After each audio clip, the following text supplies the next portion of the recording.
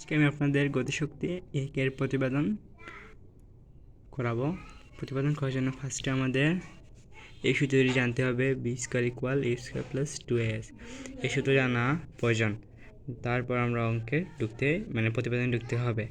ফার্স্টে বর্ণনা দেওয়া রয়েছে, যেমন এম্পরের একটি বস্তুর উপর এফ পরিমাণ বল টি সময় ধরে প্রয়োগ করে ইউ আদিবেগ থেকে বিশেষ বেগ প্রাপ্ত হয় এবং এর দূরত্ব অতিক্রম করে এস দূরত্ব অতিক্রম, মানে একটি বর এম্পরে একটি বস্তু এফ পরিমাণ বলে টি সময় ধরে ইউ আদিবেগ থেকে বিশেষ বেগ প্রাপ্ত হয়, কাজ করতে এস দূরত্ব অতিক্রম করে।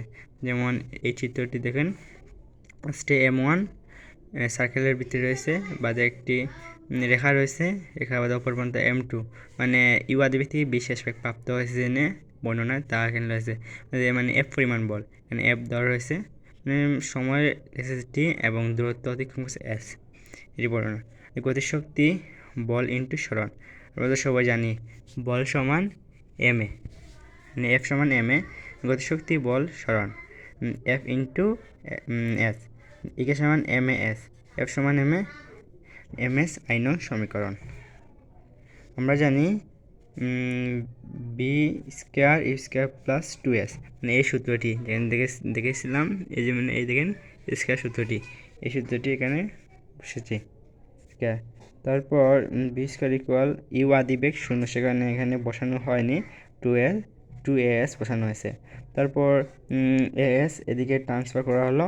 তারপর যদি আমরা জানি, যদি কোনো সংখ্যা এই পার থেকে এই পারে যায় তা ভাগ আকারে যায়, মানে এদিকে বি স্কয়ার ওই পারে গেছে, তা ভাগ হয়ে 2-র উপরে উঠে গেছে।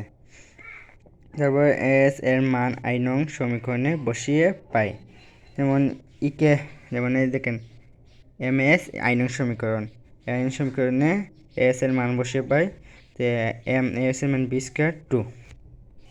এখন যদি আমরা এম বি স্কয়ারকে গুণ করে নিই, তো এম বি স্কয়ার হয়ে যাবে এবং সেটি ডাইন পাশে চলে যাবে এবং 2 এই বাম পাশে চলে আসবে, এবং আমরা জানি যদি 2 মানে যদি বি চলে যায় এর উপরে কী রইবে 1, তো 1/2 মানে হাফ এম বি স্কয়ার।